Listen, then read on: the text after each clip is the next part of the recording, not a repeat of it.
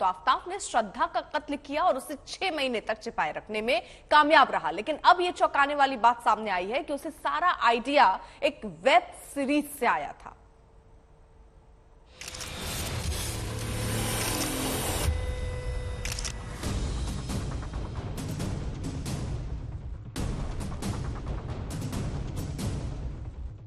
Police lockup में चैन की नींद सो रहे आफताब ने अपने शातिराना अंदाज से सबकी नींद उड़ा रखी है।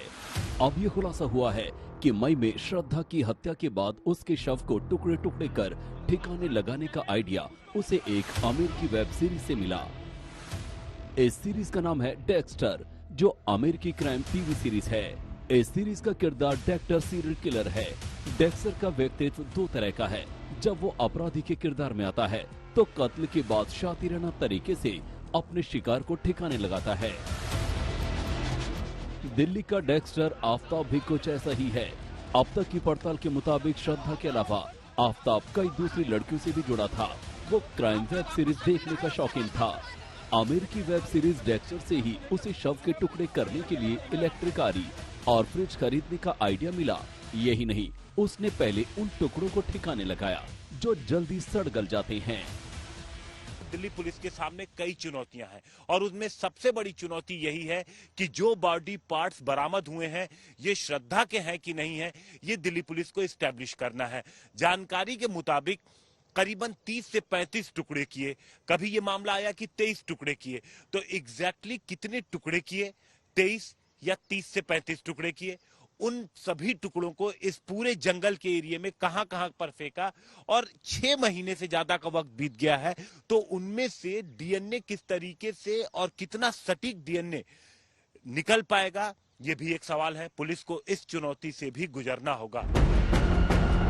जिस हथियार से आफताब ने श्रद्धा की बॉडी काटी और दिल्ली में उसे कहां फेंका, इसकी तलाश दिल्ली पुलिस कर रही है। आफताब ने श्रद्धा का मोबाइल फोन भी महाराष्ट्र में कहीं फेंका है।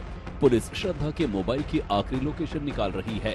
क्योंकि इस केस का खुलासा आफताब के दोस्तों की वजह से ही मुमकिन हो सका, लिहाजा दिल्ली पुलिस कुछ कॉमन फ्रेंड के जरिए जांच को आगे बढ़ाने में जुटी है। श्रद्धा के परिवार को उसके गुम होने के बारे में जानकारी 14 सितंबर को मिली थी। तब श्रद्धा के भाई विकास को श्रद्धा के दोस्त लक्ष्मण नादर ने फोन पर बताया था कि श्रद्धा का फोन 2 महीने से बंद आ रहा है। अगले दिन 14 सितंबर को श्रद्धा के पिता ने लक्ष्मण से बात की। उसके बाद परिवार ने श्रद्धा के गुम होने की रिपोर्ट महाराष्ट्र के मानिकपुर थाने में दर्ज कराई। बाद में उन्हें बताया गया कि जांच दिल्ली ट्रांसफर कर दी गई है, क्योंकि आफताब और श्रद्धा दिल्ली चले आए थे। कहते हैं कि आपस में झगड़े होते थे, देवर इन लिविंग रिलेशनशिप, तो कुछ झगड़े वगड़े हुए, कई बार चीजें बेकाबू हो जाती थी। इस बार चीजें आउट ऑफ कंट्रोल हो गई और उसकी हत्या कर दी। तो ये क्या जो मर्डर था वो सडन प्रोवोकेशन था या प्लान बना था? इसके वर्जन के अकॉर्डिंग तो सडन प्रोवोकेशन है। ये सडन प्रोवोकेशन हुआ, चीजें आउट ऑफ कंट्रोल हो गई और उसने। दिल्ली पुलिस ने तकनीकी निगरानी के साथ साथ आफताब के घर के आसपास की सीसीटीवी फुटेज भी खंगाले। इसके बाद वो आफताब के पास पहुंची। पहले आफताब यही कहता रहा कि झगड़े के बाद श्रद्धा उसे छोड़कर चली गई, लेकिन सबूतों से सामना कराए जाने के बाद आफताब टूट गया और इतने सनसनीखेज मामले का खुलासा हुआ। हिमांशु मिश्रा, दिल्ली आज तक।